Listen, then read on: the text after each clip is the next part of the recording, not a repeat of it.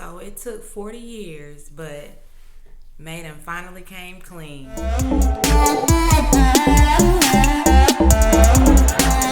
thing is, the cops saw her, so they didn't pull her.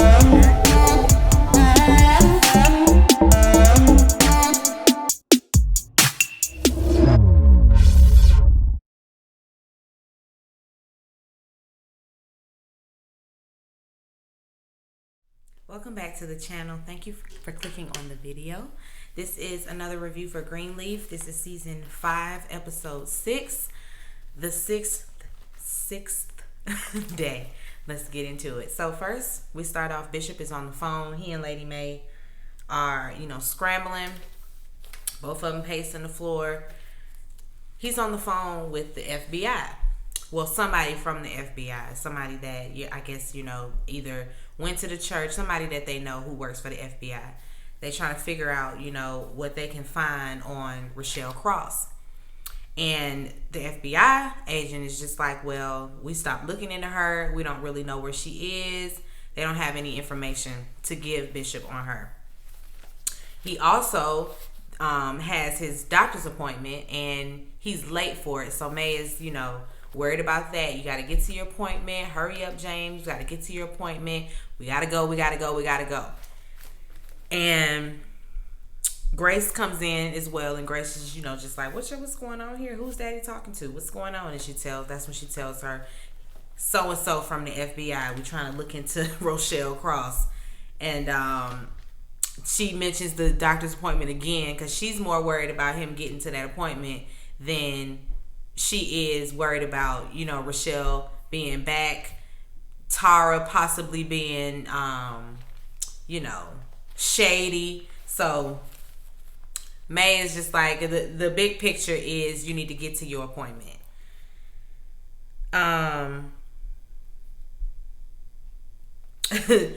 Also May got Tara coming over. So that's another thing lingering in the air. And Grace was like, she coming by. Like after y'all have found out that she possibly is, working hand in hand with Rochelle, like she might be in on the mess. You still having her over? Okay.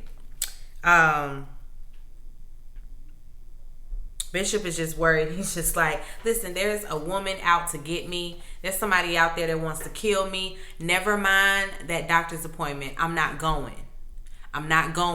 What I'm about to do is go over here to go talk to so-and-so and you can have your little conversation with Tara. He was on his way, headed out to go to the club, the club that they want to turn into a church. He's going to the club to meet an inspector. So never mind the doctor's appointment, May. I'm not going.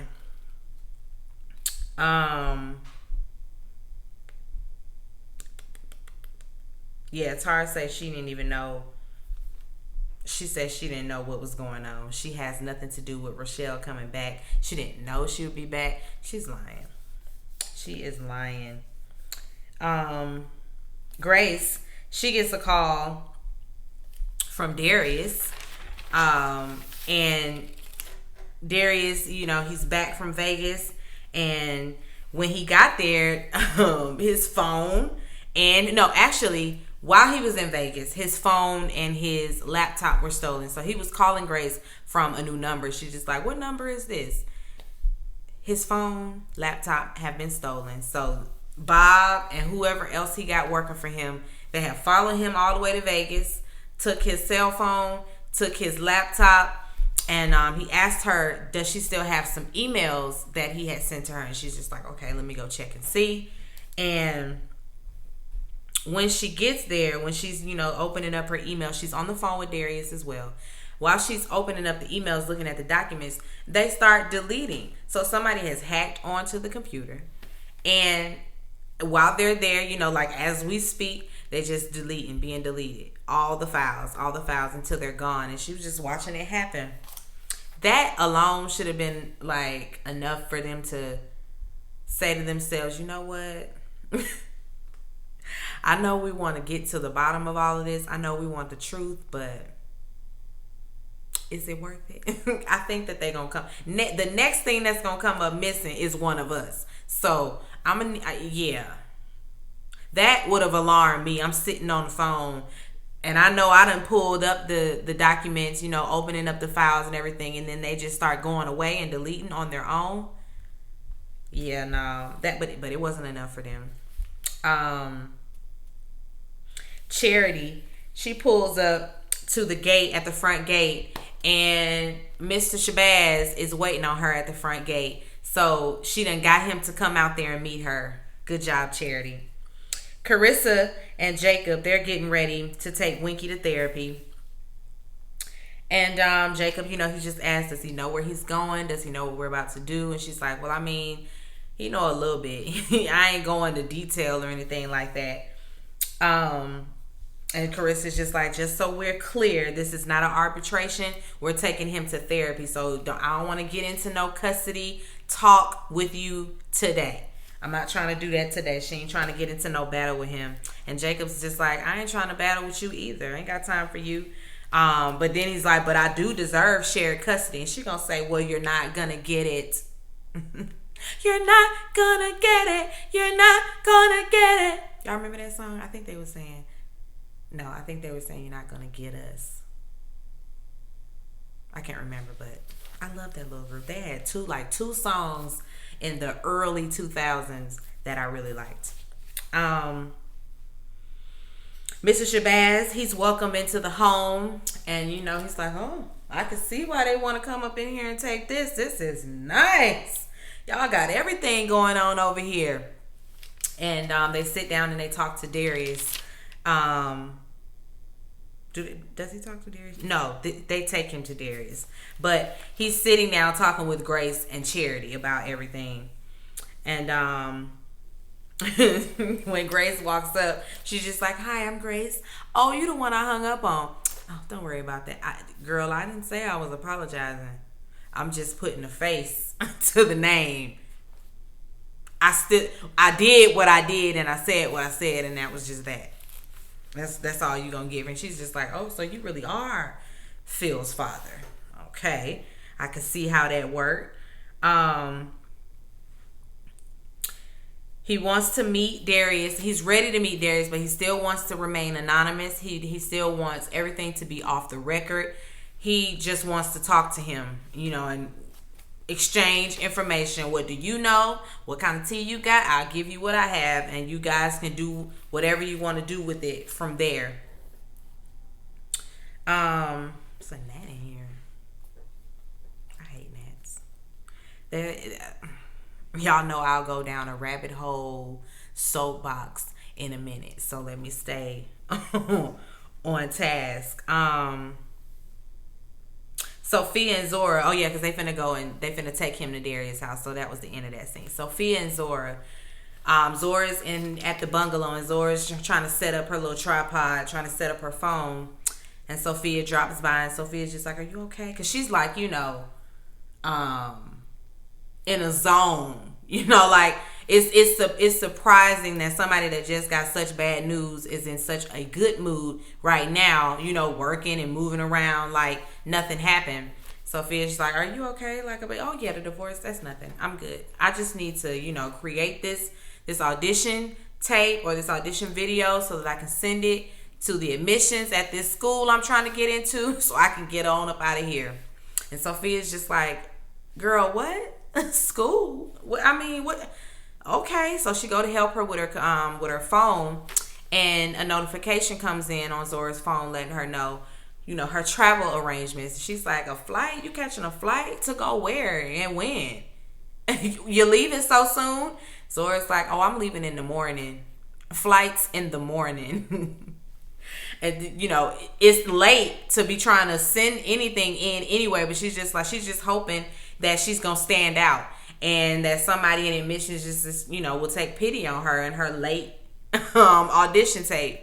But she wants to go to New York and go to school and get on up out of there where her parents are. She's like, that's their life, and now I'm gonna go live mine. It's enough of me trying to prove myself to these people. They can't even work out a marriage. So I'm assuming Zora has lost respect for her parents now at this point, but she's upset. She's just trying to act all hard, all hoard, like she's not upset.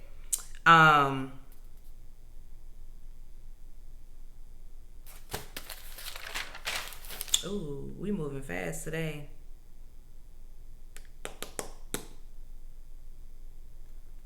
Anyway, Darius, Mr. Shabazz, Grace, and Charity, they meet up at Darius' house, and Darius tells him, well, Bob, back in the 80s, he owned a mortgage company called Eatonville Lending, and Mr. Shabazz is like, okay, now if everybody got Google, everybody know that.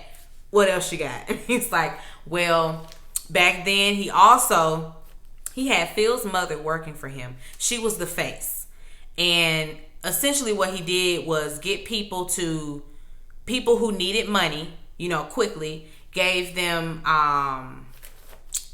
what was it?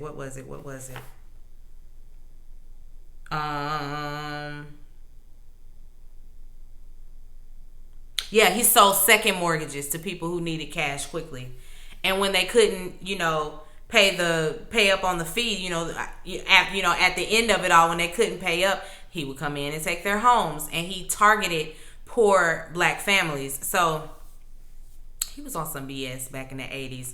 And when black people would see this black woman, knocking on their door, they would feel like, okay, this is a good situation. This is another sister trying to help, another sister and brother. So they were fooled by that. And she, not knowing that the person orchestrating and pulling the strings is Bob the whole time. The old white man.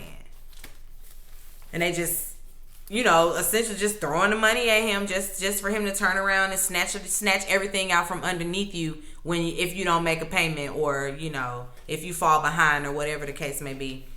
He was shady back in the 80s, and he's trying to get in front of it now and trying to erase all of that so that he gets, his Senate seat, I guess. And him running for Senate means he doesn't want it to come out. So this is why he's, going above and beyond to make sure this story doesn't get out, because he's doing the exact same thing right now with these churches and trying to build up this whole umbrella of churches so that he'll win. Phil doesn't know any of this either, and Charity's just like, you're gonna have to be the one to tell him. Like, if he doesn't know this, he has to know now. Like they're running out of time before these people knock down this church. He's still not willing to go public, Mr. Shabazz, that is, but he says he tells them, if you can find somebody that can corroborate my story, somebody else that knows about this, then I'll go on record, and then I'll confirm it. But if you can find somebody else, like right now he out there all by himself, and that's not a good look, because Bob would it's his word against all of them people, or it's his word against Bob, and who the people gonna believe? Bob, because Mr. Shabazz, he kind of crazy. Well, no, I wouldn't call him crazy. Just an extremist. Charity's gonna go over there and tell Phil, but she wants Mr. Shabazz to go with her. He agrees to go over there with her, so they gonna go ahead and do that. Before Grace leaves, Darius says to her, he still wants to, once all of this blows over and all this is over, I still want to talk about a future. I still want to talk about us. And, that makes her feel, oh, future, you say. We gonna talk. We can talk. When you get back, we definitely gonna talk. Put a pin in it. We'll be back. May, she's sitting down with Tara, and Tara, I didn't know anything. I assure you, I didn't know anything. My sister, and she's just like, you didn't know nothing, but you sure as hell let her know that Jacob came by the first time he visited, and she's just like, oh, she's my sister. What am I supposed to do? Like, my sister is volatile, and like if I hadn't told her, it probably would have went bad, and that's my sister. I have to be loyal to her. Whatever, Tara. I don't buy nothing she's giving, and she's still looking around, got her sights on everything, and guilt, really, she's really driving that guilt home with Lady May, because it's working on her. Every time she get to mentioning all of the, the things she wants to do with the home, all of her humanitarian efforts, she keeps dragging.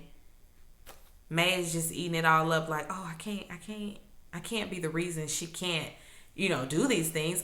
It can't be my fault that a homeless shelter isn't,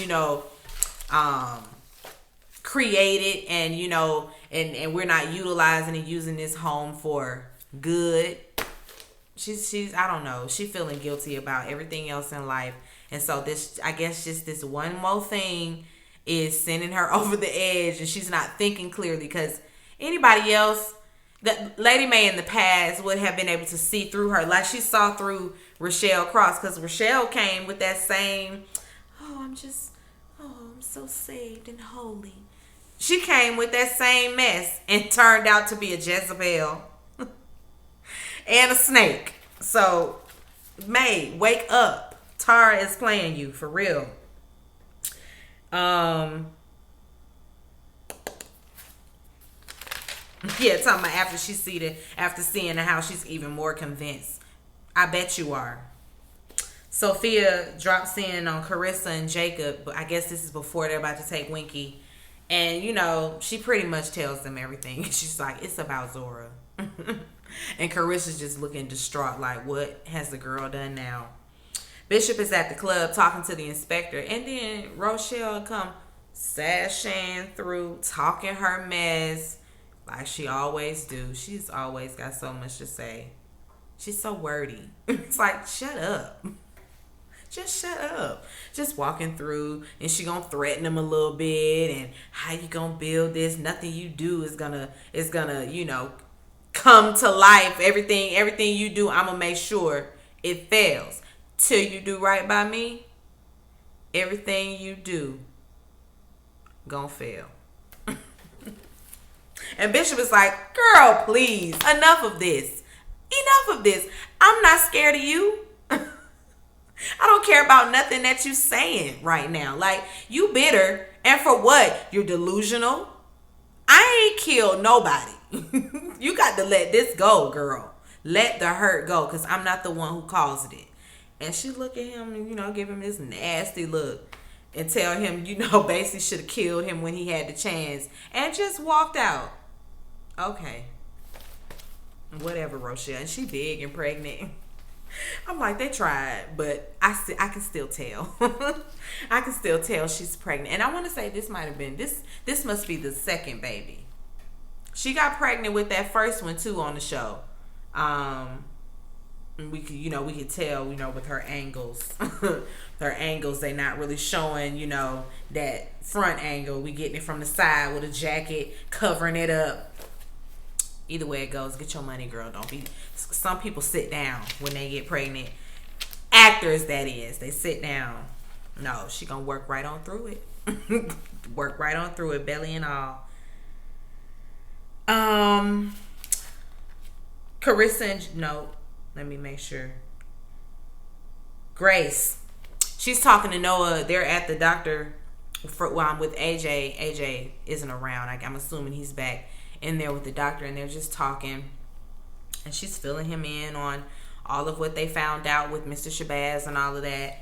And when Noah starts talking about all of the progress he's making with AJ, she's a little jealous. She has a little look on her face like, well, he wasn't this open with me.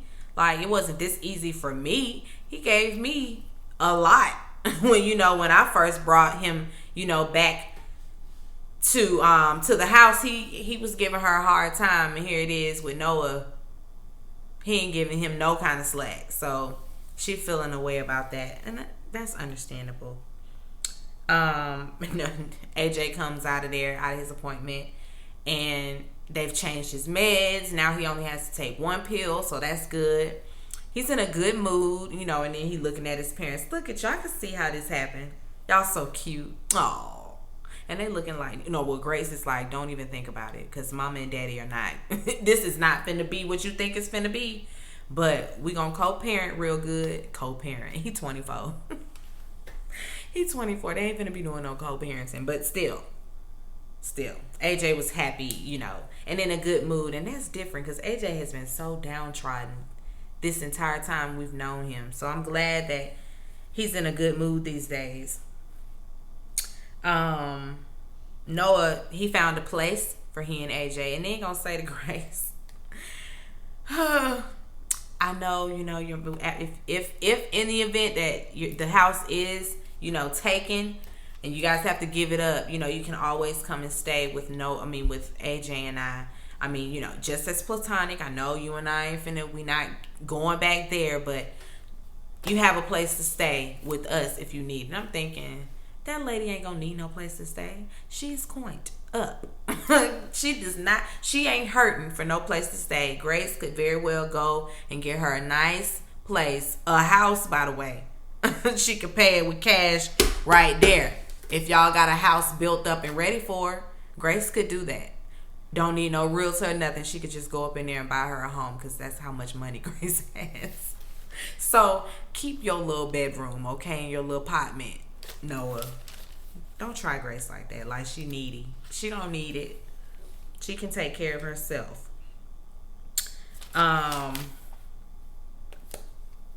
Karissa and Jacob, they go to the bungalow to talk to Zora, and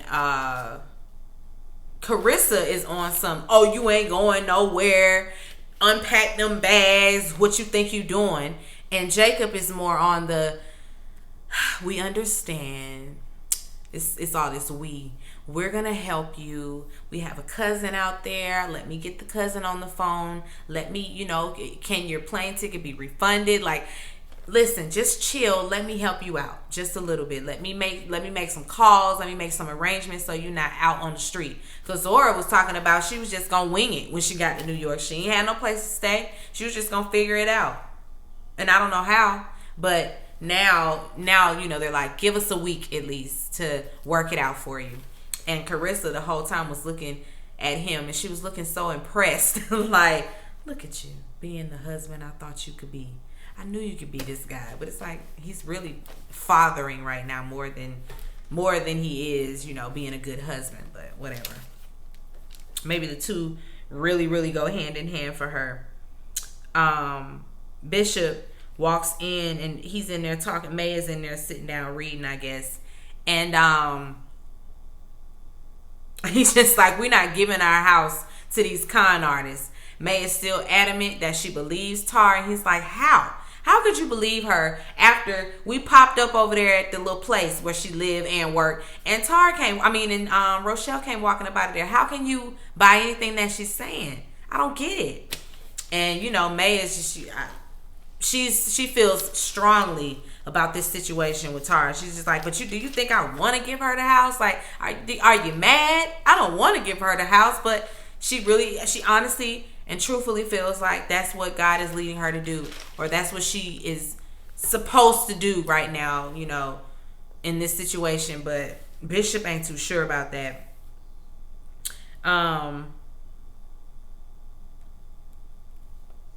She tells him that, he tells her, that Rochelle came by, whatever, and she tells him that, well, my conversation with Tara was quite pleasant, surprisingly.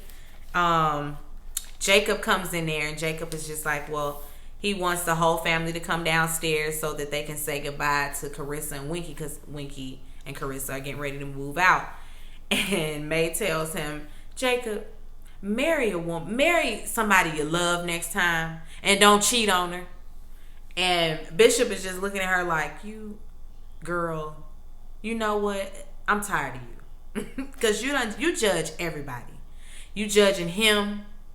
And you've been living a lie for 40 years, and you still living that lie. Miss me. Miss me with your self-righteous BS. Because I ain't trying to hear it. You just as bad as the rest of us. Why don't you own up to the stuff that you've done?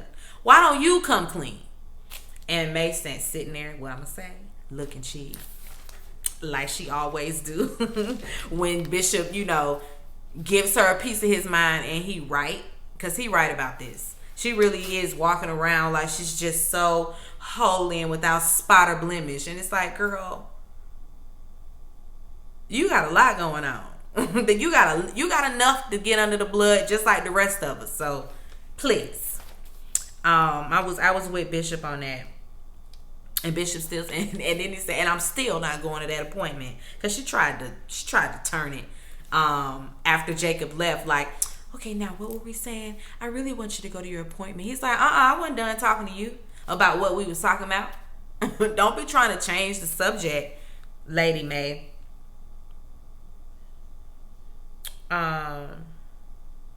Because she also brought up the fact that, because she's questioning it all as well.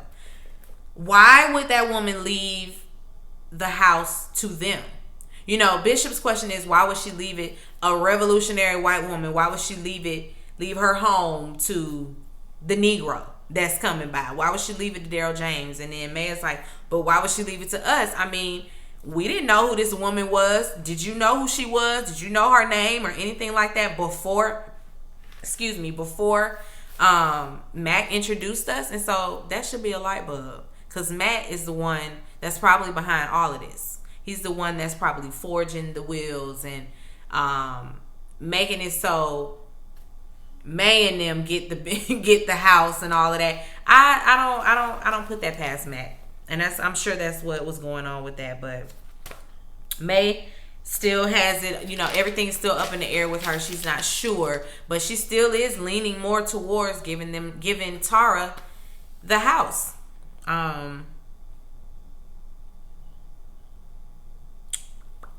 Judy and Phil are looking through the books.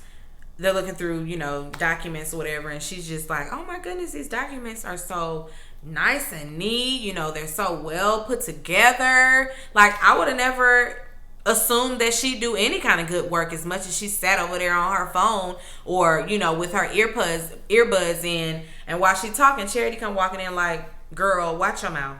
Be careful what you say and do in the dark, because it's gonna come to light.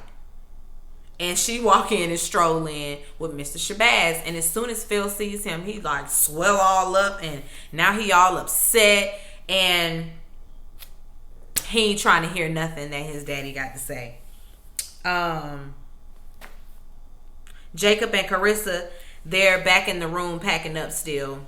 And Carissa's just thinking and pondering on everything. Jacob is still not seeing it for Karissa. So Karissa keeps having this, I guess her mannerisms or what she's giving is almost as if like she wants him to say, okay, I give in, let's work it out. And if he did, she'd be down for it, because she's the one that said, listen, I'll drop it. I will drop this. But Jacob, I don't want you no more. I don't want you. I don't want you. I don't want you. I don't want you. I don't want you no more. He done. And she you know, gives in and tells him that, you know, you can have shared custody, and she just whimper on out the door. Bye, Karissa. He did tell her that he was glad that they met. Whatever. On their way out, Zora, she's trying to be all hard, you know. Everybody, I'm sure this is mainly goodbye Winkie, and well, not goodbye Winkie, but this is mainly, you know, we gonna miss Winkie. See you later, Winkie. Karissa, girl, have a good life. Have a good life. I hope you marry somebody that you love next go round, and not somebody that you're gonna try to change and mold into what you want, because you want. She had First Lady in mind this entire time. And when it didn't happen, what did she do? Emasculate him, which is what she always does. So y'all didn't deserve each other after a while anyway.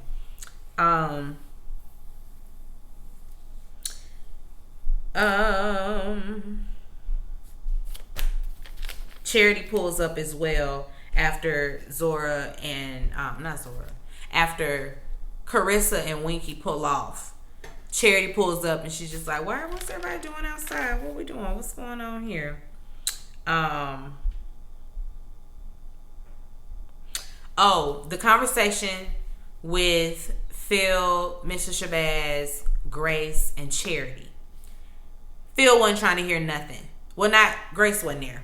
Just Charity, Judy, and Phil, and Mr. Shabazz. But anyway, he wasn't trying to hear none of that.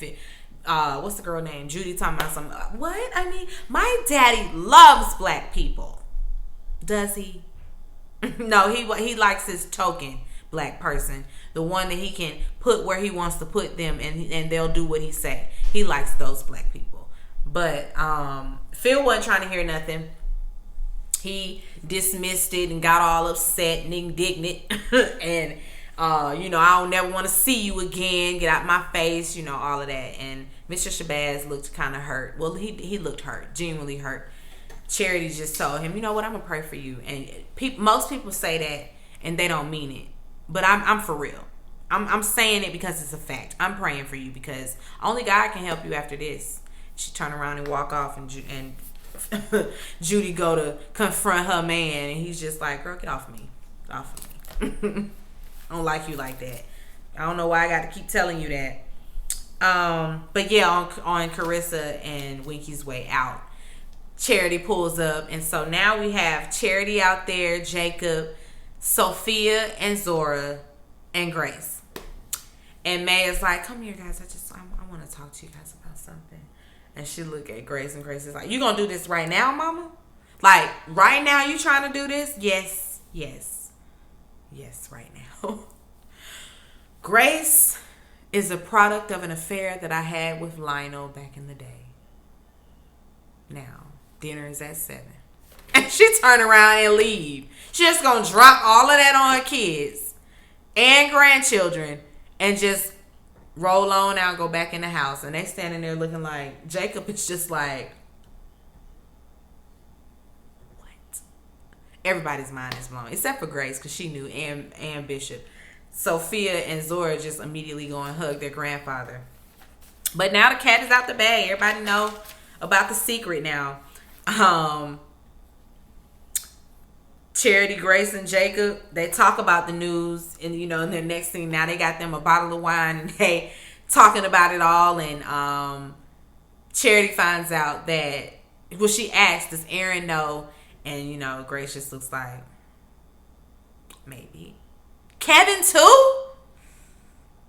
Sorry, Charity. I mean, it was mama's business to tell. That was mama's tea. I just can't go around telling everybody. And I'm mad all over again. Whatever, Charity. Whatever. Because she's always on this, I'm always the last to know. Grow up. But they don't, they not looking at their sister differently. Jacob is like, you my sister. Like, that's that. Like, I'm not thinking further than that. You are my sister, and you gonna always be my sister, and that's that. So, they all getting drunk off the wine. And while they out there talking, Grace gets a call from Darius. And he says, we got him. And, Grace, oh, wait, let me go outside. Let me step outside. Let me step inside, because they were outside. Let me step inside and take this call and see what's going on. And he's just like, can I see you? Okay, I'm on my way right now. Then we see Sophia, and she's reading. Zora come in there, and she and Zora have a little conversation. She's like, you're not mad that I told on you? And Zora's like, no, I was mad, but I just got you back. I told your mama about your titty pics. And they laughed about it, so I don't know whether she really did or didn't, but they cool. Grace, when she gets to Darius' house, it's all dark. She looking in the windows, and she done rang the doorbell. He ain't coming to the door. So when she turns around to go and call him, a car pulls up, and this man gets out. I thought it was Fernando, but maybe it's not Fernando. But it was somebody, and they walk up on her like, come on, I'm gonna take you to go. I'm gonna take you to go see Darius, because she's like, where is he? I'm gonna take you to see him. And when he goes to pull on her, she's like, if you don't get off of me, I ain't going nowhere with you. And he tells her, listen, don't nobody care about journalists. Nobody cares about journalists, so leave it alone. Stay out of it. Drop it. That's your only warning. And she's standing there like, what the heck? So they have either killed Darius, or they just have him. I hope they didn't kill him. I really hope they didn't kill that man. Like, I ain't care one way or the other if Darius was on this show or not, but hey, y'all gonna kill him like that? We don't know. We ain't see Darius, so I don't know. Anyway, y'all, that was the end of the episode. I enjoyed it. I'm not too sure how many we got. I'm gonna check my DVR and see if they've added like 2 more, or if it's just that one, the 7th day waiting. We'll see. I'm excited. I'm not excited about it coming to an end though, but if I'm excited to just get one more. If we just gonna get one more. Anyway, be sure to like, comment, and subscribe to the channel. It's Call Me BuzzFeed, and I'll chat with you later. Peace and light.